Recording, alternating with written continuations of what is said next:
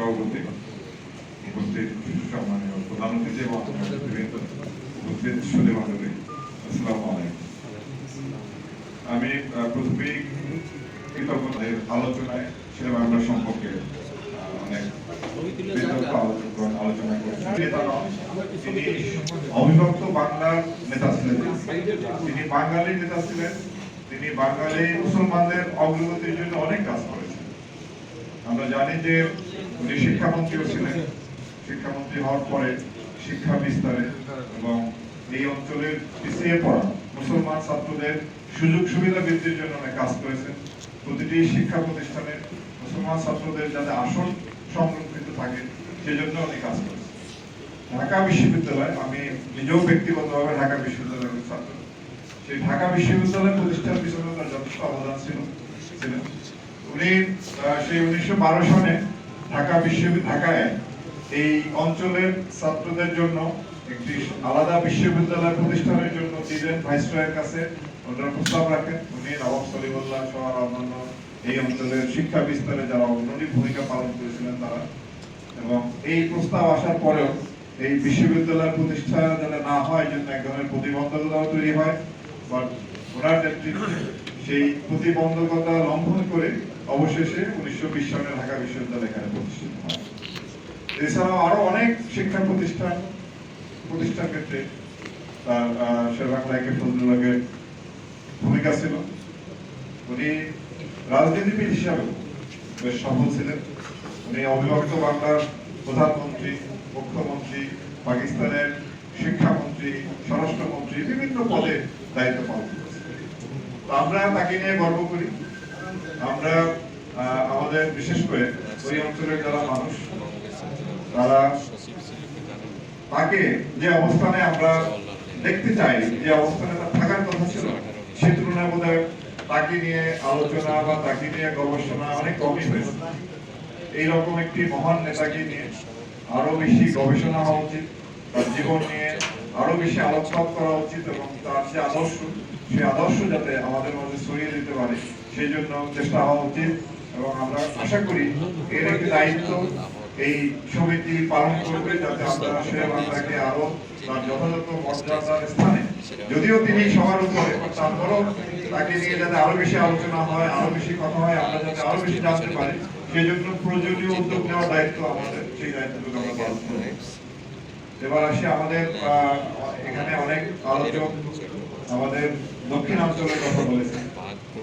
আমিও ওই এলাকার সন্তান হিসাবে, ওই এলাকার একজন অধিবাসী হিসাবে আমিও ফিল করি। আমরা যখন সেই 1983-84 সনে ঢাকা বিশ্ববিদ্যালয়ে পড়তে আসি, তখন বরিশাল থেকে ঢাকা আসতে সড়ক পথে 12 থেকে 13 ঘন্টা সময় লাগতো। 4টা ফেরি পার হয়ে আমাদের ঢাকা আসতে হতো। যদিও লঞ্চ ছিল, লঞ্চে একটু কমফোর্টেবলি আসতে পারতাম। এখন দেখেন, ঢাকা থেকে যদি আপনি চিটাগং যান, ময়মনসিংহ যান, সিলেট যান, উত্তরবঙ্গে যান, চমৎকার হাইওয়েতে আপনি যেতে পারবেন। যদি বরিশালের দিকে যাই, মাওয়ার পরে আবার আমাদের সেই পুরানো ভাঙা সরু রাস্তা। আমাদের ওই অঞ্চলটি সবসময় অবহেলিত ছিল, উন্নয়নের ছোঁয়া সেখানে অনেক কম লেগেছে। জানি না এটা কি আমাদেরই দুর্ভাগ্য কিনা, তাহলে এরকম হওয়া উচিত ছিল না। বাংলাদেশের যে উন্নয়নের যে সুষম বন্টন, সে থেকে বোধ আমরা বঞ্চিত হয়েছি। এখন সুযোগ হয়েছে, যেহেতু পদ্মা সেতু সহ বরিশাল যেতে আর কোনো সেতু আর কোনো নদী পার হতে হয় না। এখন সেই উন্নয়নের যে সুযোগ সেটি আমাদেরকে দিতে হবে। বরিশালের যে রাস্তা যেটি 6 লেন হওয়া দরকার সেটি 6 লেন হওয়া উচিত, সেটি আমাদের করতে হবে। আমাদের রেল লাইন নিতে হবে, এবং আমাদের যে একটা অপার সুযোগ আছে কুয়াকাটা যে একটা সমুদ্র সৈকত, সেখানেও যাতে একটা আদর্শ পর্যটন নগরী হিসাবে গড়ে তুলতে পারে সেদিকেও আমাদের সবাই কাজ করা উচিত।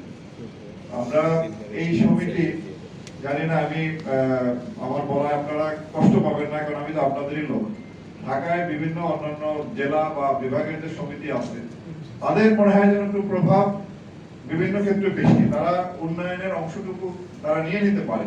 বাট আমরা বোধহয় আমাদের ওই অঞ্চলের লোক সেই উন্নয়নের আমাদের যে হিস্সা, আমাদের যে পাওনা ওই এলাকার জনগণ হিসাবে, এবং আমাদের যে জিডিপিতে যে আমাদের অবদান, এখনো কিন্তু কৃষির অবদান জিডিপিতে সবচেয়ে বেশি। সেই অবদান আমরা রেখে যাচ্ছি, কিন্তু সেই উন্নয়নের ছোঁয়া আমরা পাচ্ছি না। এই জন্য আমি জানি না এই সমিতির একটা প্ল্যাটফর্ম হিসেবে ব্যবহার করে, এবং আমার তো মনে হয় যে আমাদের বাংলাদেশে বিভিন্ন সরকারি দপ্তরে, বিভিন্ন দপ্তরে ওই আমাদের ওই অঞ্চলের লোক কিন্তু কম নাই, অনেক আছে।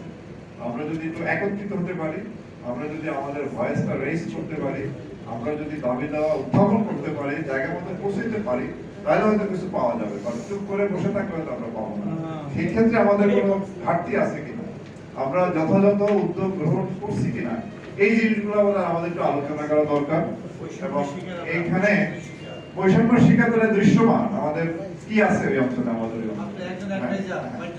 তো সেটাই আমরা আসুন সবাই মিলে চেষ্টা করি, দেখি কিছু একটা করা যায় কিনা আমাদের এলাকার উন্নয়নের জন্য, আমাদের জনগণের স্বার্থ সংরক্ষণের জন্য।